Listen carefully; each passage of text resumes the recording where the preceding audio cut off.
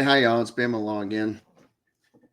I think this one, I know I said I was going to do YSL. Whatever. It's still going. Yeah, it's like 3:30 Eastern time, so I think we got plenty of time to watch it on double speed and take out all the bull crap, and we can scoot through it rather than do it live. I don't know how. I'm nothing respect for all those that stream it and do like 8-9 hours worth. I can't do it. My butt would hurt, back would hurt, have to pee 50,000 times. It's just, no, I can't do that. No. Good for them. But I gotta take breaks here. So got my little, Pepsi. So let's see. This one I thought we'd talk a little bit about. Um, most people know people like this. They know them. They just don't want to admit it, or maybe they're not a psychopath, but they're a narcissist. Remember, all narcissists are not psychopaths. You can be a narcissist and not be a psychopath. All psychopaths are narcissists. Period. Full stop. What the difference is you'll hear people say, "Oh, he's a sociopath." That the traditional, from what my knowledge is, and again, I'm not a psychiatrist. I'm just a licensed attorney, and out of Alabama. I've done criminal law for over a decade. I dealt with a lot of them. A lot of them. They will manipulate the crap out of you. Many women tend to get hoodwinked, love bombed, whatever you want to call it. And I'm gonna do a video on that coming up for another channel. I want to link to it. That's trying to show what happens, and women need to be very careful of that. If it's too good to be true, it probably is. They have glibness, artificial charm. Um, they lack any ability to empathize. So remember, sympathy is something that you can have when you go through something. Like if I had my ass beat as a teenager, I can sympathize with another kid who's had his ass beat. I don't need that experience to empathize. Psychopaths, sociopaths, they don't have it. This part of the brain does not fire. We've seen it through PET scans. Doesn't fire, doesn't go off. They are from birth somehow broke. The sociopaths' argument that I last heard is that they are made. Maybe they have a predisposition genetically or something wrong with them, but usually their childhood is traumatic or they have bad things happen. Maybe great explanation. Gang members, guys that have seen nothing but since a young kid, death, dope, criminal acts, beating the hell out of other people, just horrific things. And then by the time they're 12 or 13, they're just like that, psychopath. They're not. That's the belief. I still think you gotta have something in there that connects. But with a psychopath, Ted Bundy. Let's take Ted Bundy. He was born. Could he have been not one to develop into what he did? Maybe. I don't know.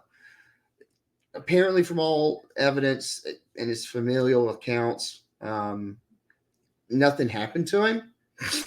In his last interview, he says otherwise.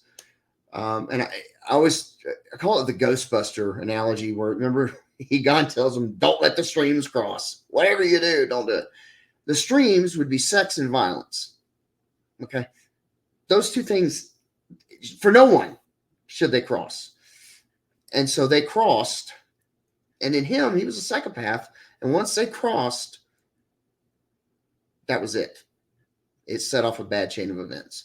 So I think he probably always would have been a psychopath, but he might have been someone that went into companies and fixed them by, well, we have 5,000 employees. Oh, well, we can fix the economic problems by firing 3,000.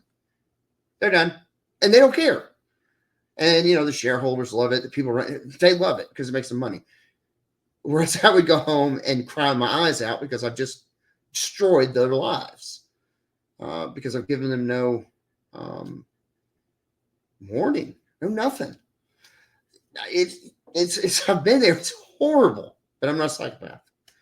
Then we have those that are gradients where you want some for instance, the special forces, guys that are in special forces, please, I've met a lot of them. Okay. I've known some SEALs. In fact, a guy who was what's called underwater demolitions in Vietnam, precursor to SEALs. He taught me how to swim when I was an early teen.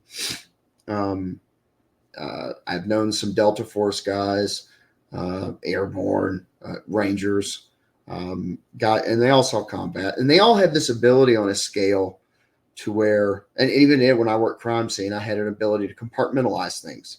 It's still always back here, but you compartmentalize stuff. You can keep it in a box and put the box away, and you can divorce yourself to a degree of it. It comes back eventually and gets you. But you can do that. And psychopaths are able to just do it on the fly and they never have to worry about it. Whereas at least people on the scale, everyone has a scale. You have those that are just absolutely nothing. And then you have those where you score a little high on the flow chart to where you have an ability to do that. For me, it's, as I've said with my, talking about my daughter, that caused PTSD. I was able again to box it up and put it away, but it eventually comes back to haunt you. So my advice to everyone who has that, I don't care if you have an ability to so-called box it and put it away, it's going to come back to haunt you. Just deal with it. But although they call them the good psychopath because they're the ones that don't commit crimes, but they go in and gut companies or fire people, whatever. And then even maybe go into combat, where it doesn't bother them to go kill Osama bin Laden. It doesn't bother them to go and do certain things. They may never commit a crime. They may dance on the edge, but never commit the crime. But that's just a brief little overview. I don't want to get too caught in the weeds. Let's see if we can't get this started here. Right here, present, share screen. Yeah, here we go. Great. All right, cute. All righty.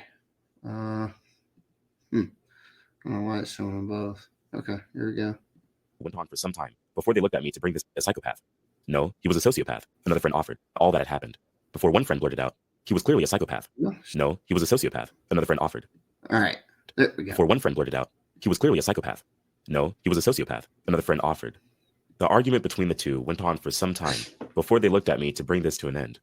Having been trained in psychiatric conditions in med school, I was the bona fide expert in the group.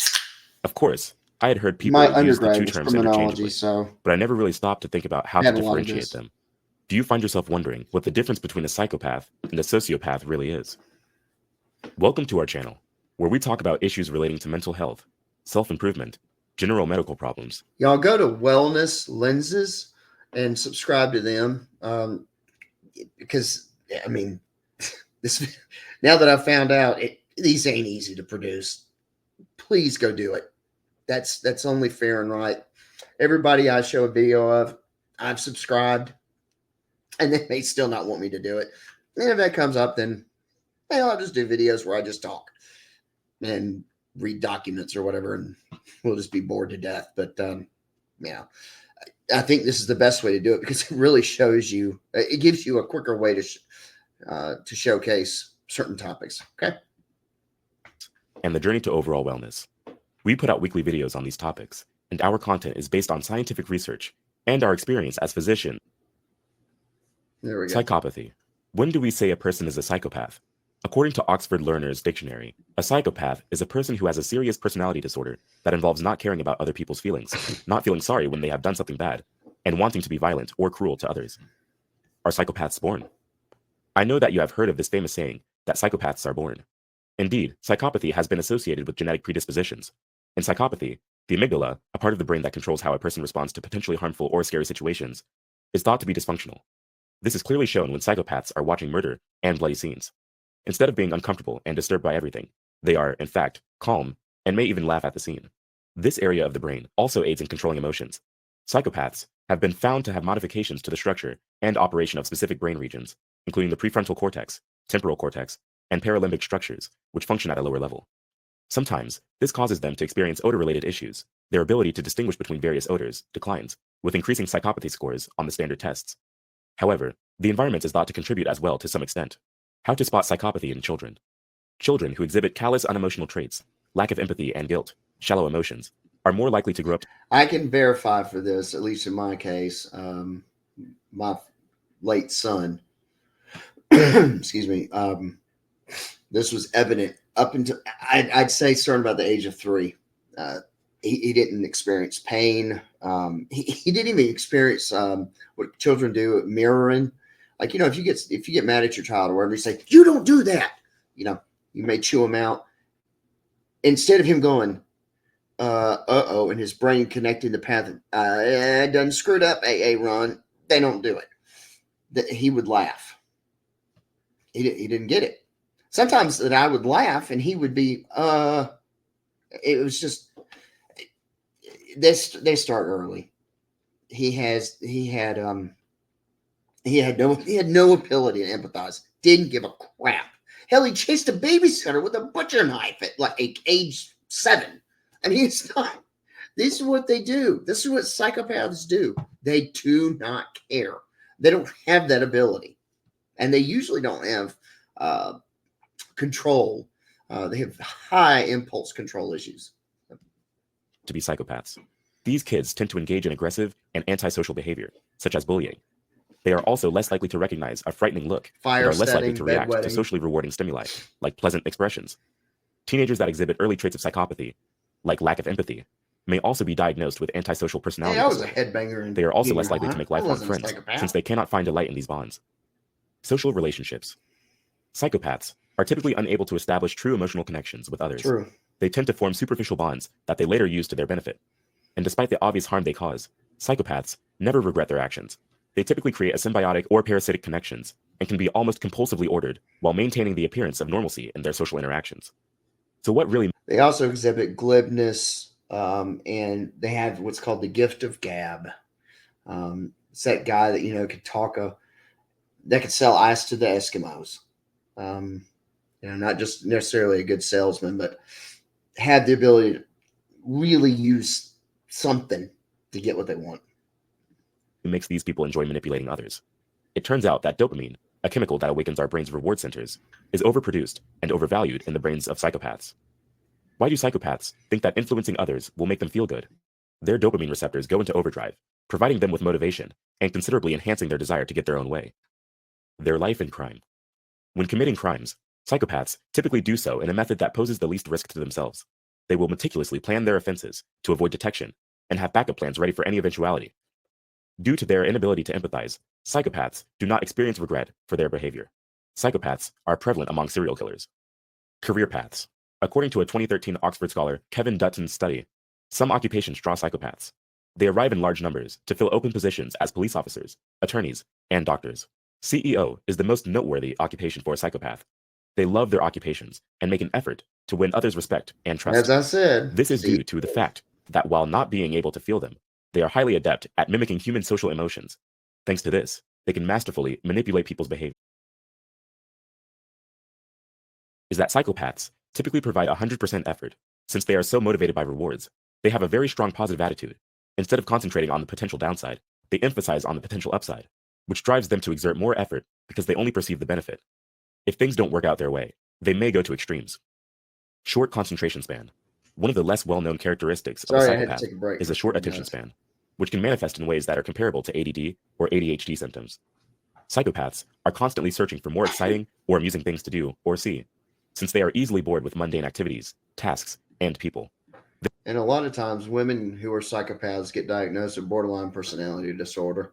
They're learning more and more that they're underdiagnosed. There's no real diagnosis for this in the DSM-5. It's a combination of antisocial personality disorder and antisocial and I can't remember the second one, but it's a combination of the two of two different disorders that make it up. They may also experience a sudden loss of interest in objectives, undertakings, or connections that had previously been highly essential to them. This may also be related to a history of making careless decisions or quitting commitments or initiatives before they are completed. Twisted minds. Psychopaths frequently have abnormal thoughts because of the way their brains are wired. As a result, they might say or see things that are weird, strange, or off-putting in casual interactions. A psychopath may also Narcissistic personality disorder and antisocial personality disorder. Those are your two disorders that make up psychopathy. It's listed as like almost like a in the back is like a footnote, like, hey, if you have this, you probably should consider this. But I don't even think it's got an ICD number or anything like that. occasionally give a startling glimpse into their surprising minds when they discuss odd things they enjoy, make hurtful remarks about other people, or make it apparent that they don't care about other people. Compulsive liars. Pathological lying is a trait that many psychopaths exhibit. They could embellish the truth to forward their agenda, boost their ego, or influence others to think, feel, or act in a certain manner. The majority of people with normal emotions experience remorse or at least some level of concern when they lie. But for psychopaths, lying is guiltless due to the lack of conscience. Deception is indeed a recognized symptom of psychopathy, and it can even manifest as someone faking regret, empathy, or care and concern for others. Is there treatment?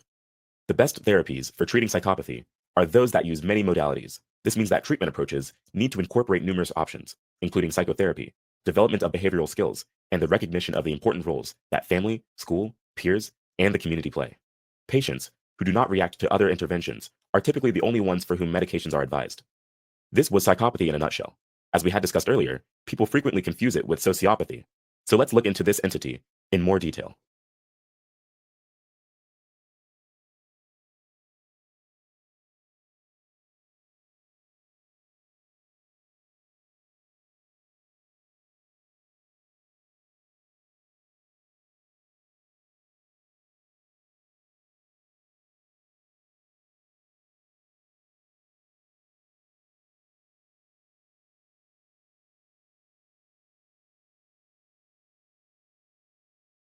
Sociopathy.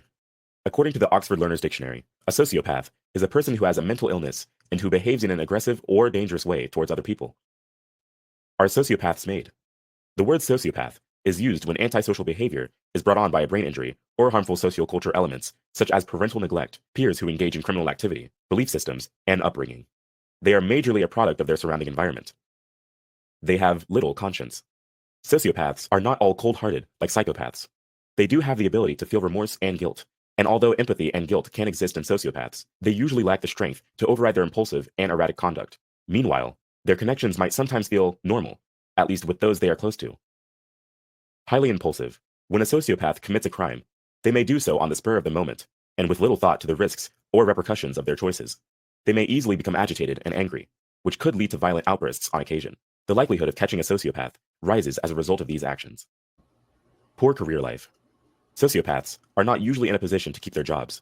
They typically avoid attracting attention to themselves or interacting with coworkers. They prefer to work at the periphery of the society, like selling drugs, where they do not get to interact on a one-on-one basis with people for a long time. Is there treatment? Medication, counseling, or a combination of the two can be used to treat sociopathy. Still, it's crucial to remember that many sociopaths reject treatment because they don't think anything can be done to change their conduct. Some doctors do not advise these techniques to properly cure someone from sociopathy because the harsher medications could result in sociopathy being cured by masking symptoms and reverting to their old selves as soon as the medication is stopped. There are notable differences between the two disorders, psychopathy and sociopathy, how they handle crime, how they are in their careers, and even what their social relationships are like.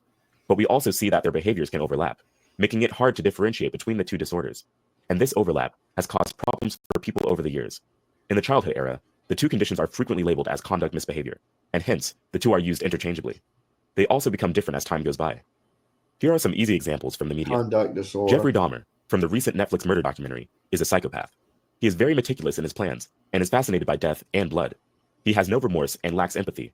For sociopathy, a clear example is Tommy from the series Power. Tommy is very impulsive and lacks a plan while executing his crimes, and he also feels some remorse when he goes too far. So, what was your favorite bit of information from today's video? Have you had to deal with real psychopaths or sociopaths in your life? All right. So that's the basics. I'm sure if y'all have had any interactions with them, leave a comment. Let me know. Hit subscribe and like if you can, and we'll see you for the next one. And stay away from your psychopath. They're everywhere.